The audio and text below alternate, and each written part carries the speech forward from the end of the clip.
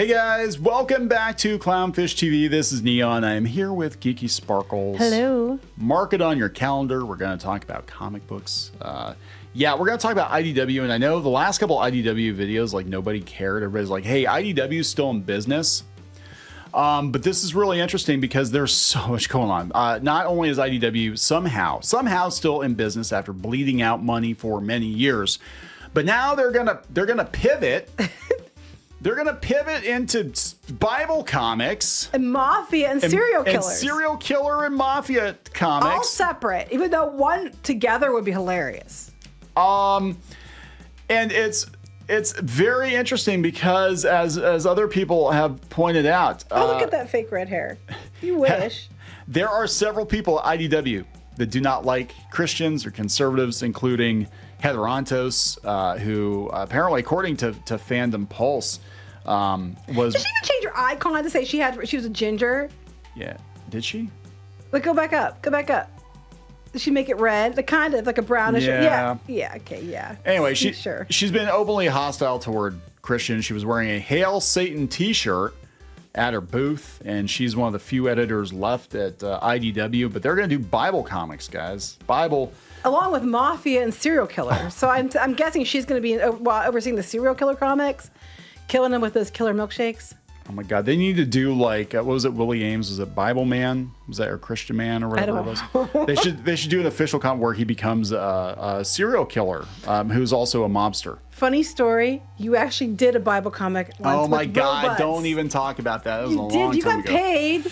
I got paid pretty well. Well, okay, we'll talk about that. I actually got paid more for that years and years ago than IDW is paying its people now. Reportedly, and we'll talk about this, IDW is talking about like they're going to cap their page rates at $200 a page, which you're thinking to yourself, $200 a page for a mid-range publisher like IDW. That's pretty okay. That's pretty good in today's market. No. We're talking $200 total, not just for the art, for the writing too. And the lettering too. Not counting the lettering, not counting anything else. That is. Let's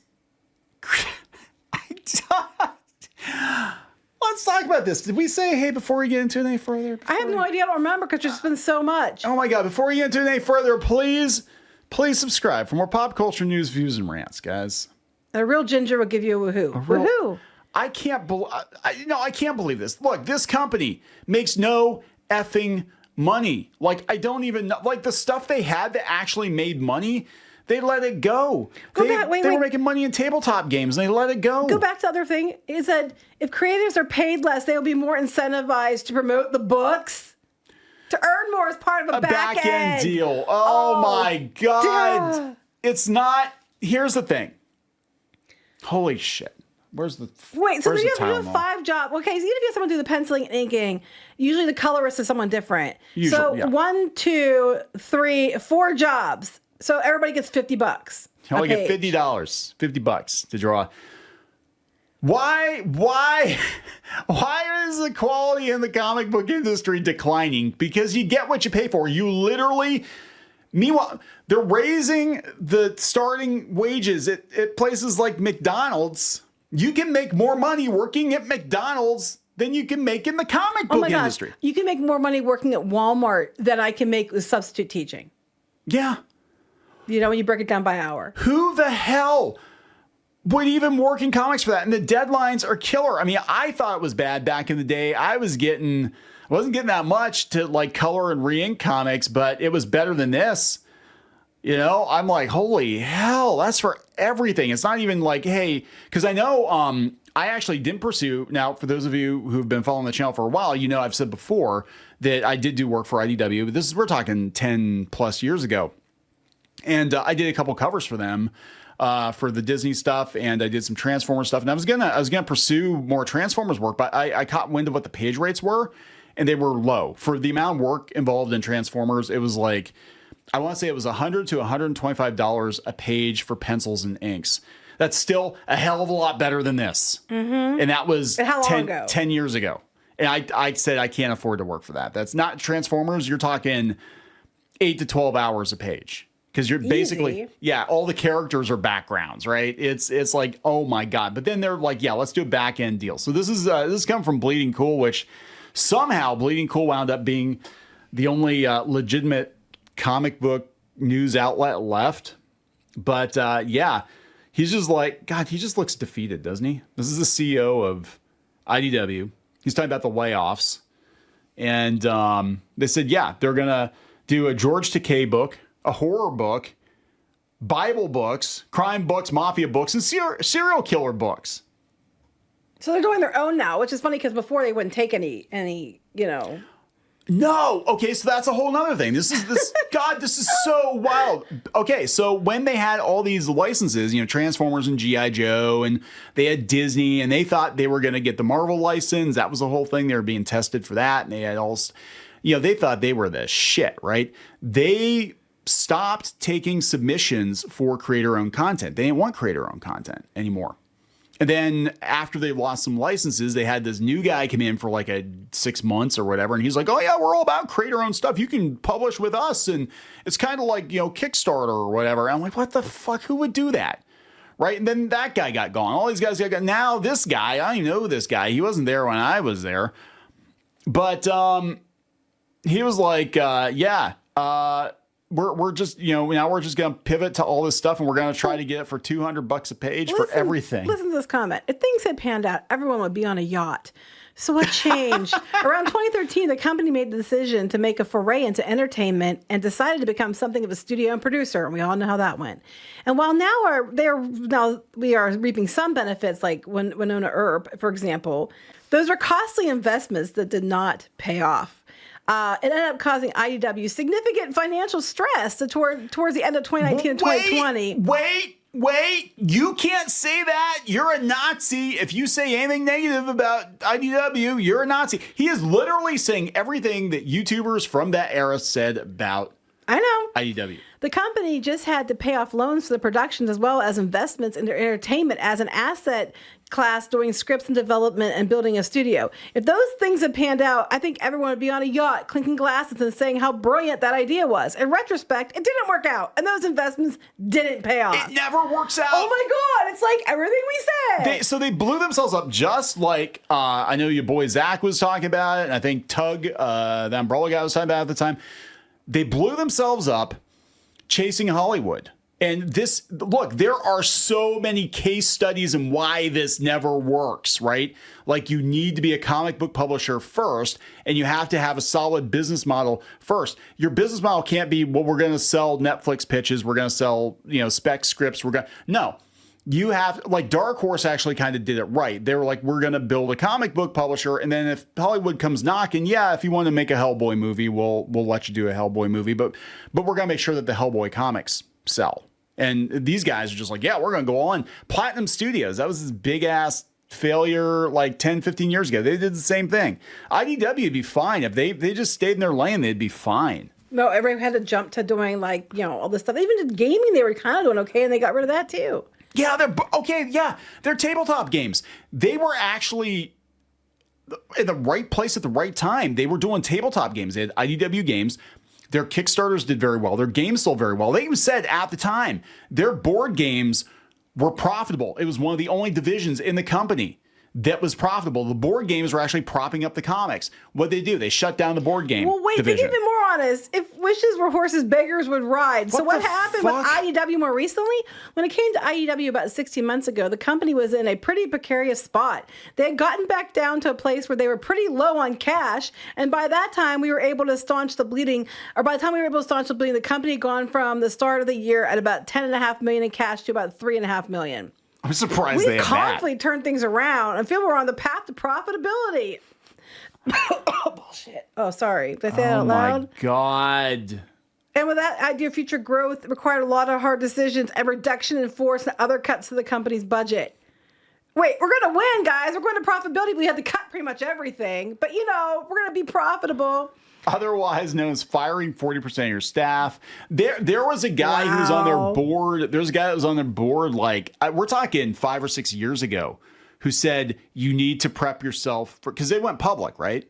If they were a private company, none of this would be I think basically the stench of failure begets failure. And I think people are looking at their public numbers and they're like, oh my God, your stock's like pennies on the dollar now. It's a penny stock. And they were looking at that and they're like, yeah, we're not investing in IDW. If they had just stayed private and they stayed in their lane, they would be fine. But they had to become this, we're going to sell Hollywood pitches and we're going to Hollywood guys. We're going to have a yacht. What the fuck? So what's next? We're doing more with less, and we feel that we're in the strongest position to be able to execute on long-term growth. Basically, nobody would buy this fucking company. That's it. Because I guarantee you, if they could have dumped this, and the thing is, they don't have anything. Like all they gave up on creating new IP about 10, 15 years ago. They're like, no, we got all these Hasbro licenses. They just lost My Little Pony too. Oh yeah, and My Little Pony, written by a woman sex worker who's on drugs, writing My Little Pony, bragging about all the balls she's draining. Like, oh boy, that's great for your image there, Hasbro. You know, some grandma draining balls. Yeah, okay. And now they want to do Bible comics. Things you didn't think you'd have to say today. You know what I mean? I never thought, like, look, I always knew the comic book industry was fucking weird. Okay, there's some, it always has attracted some people that maybe they didn't fit in anywhere else, and you had some quirky birds or whatever. But holy shit, this is like, kids set up lemonade stands and they have more business. The kids do lemonade stands anymore? Well, they did buy our house the other day. Okay, so some kids set up lemonade stands. They know more about fucking money than fucking IDW Comics. Oh no, the ladies at IDW just know a lot about fucking. They know a lot about fucking. They charge for it. They make more money fucking than they make making comic books. I'm just saying, did you read the rest of this about their cash reserves? So the round of financing wasn't to pay off debt. It was meant for strategic purposes like investing in the future. And adding additional cash reserves. So they basically were down low money. So they added cash reserves. And they're expecting that next year, guys, when our fiscal year starts, November 1st, 2024, and the start of 2025, we expect it to be even better year than the turnaround. Because now they have $7 million instead of $3.5 million. But how much of that was money that they were given?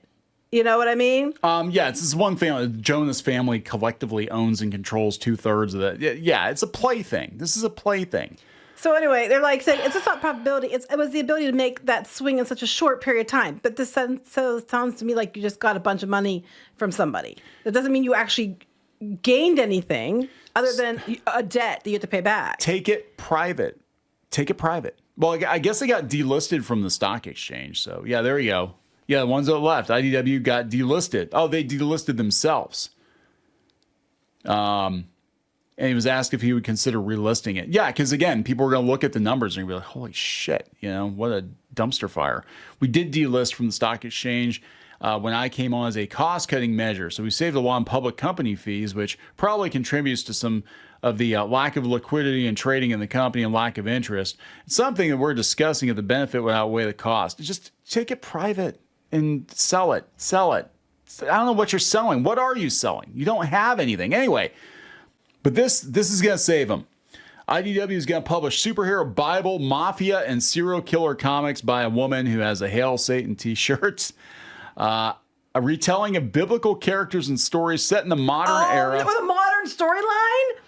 With a modern storyline, kind of borrowing from, oh my God. Wait, they're going to do biblical characters and stories in a modern era. What does that mean? Like when we hear modern for other things, like they're all LGBTQ and all the other stuff? But the kids bought the Gen Z Bible. That's the thing. Google it. The Gen Z Bible. Yeah, because they thought it was funny. They're going to adapt the Gen Z Bible. They can reach a whole new audience and bring the talent tent of the comic industry and mesh it with the religious community. Well, I hope if you're doing the modern storyline, you're going to do it in the right way. Mesh it with the religious community. I'm just gonna. Oh,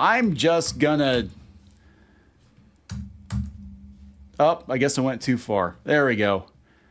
This is who's going to be running these comics, by the way. I don't think the religious community is going to be interested in buying comics from a publisher whose one of their main editors has a Hail Satan t-shirt. I have a feeling. I have a funny feeling. And the rest of the comics community is not going to support you because you're paying like literally the worst page rates in the entire industry, short of working for free. Yeah, they're a large book buying community that you pissed off. You know who else was a large book buying community? G.I. Joe fans, Transformer fans, all those. A bigger comic book buying community than the biblical comic buying community. That's true. And you lost those licenses because you mismanaged them horribly. Anyway, so there we go, guys. This is it, man. This is our ticket. We're gonna wrap this up. Yes. What a shit show this is. Sorry, God. Please subscribe for more pop culture news, views, and rants. We'll talk later. Bye. Join the reef. Go to clownfishminus.com. That's clownfishminus.com. You will get exclusive access to podcasts and videos and comic strips and more, as well as merch discounts. Check it out. If you were a member, you could get this t-shirt, this dismal t-shirt on our website. You'd get a 10% discount on that. You can also join in the community on clownfishminus.com. Thank you so much for the support.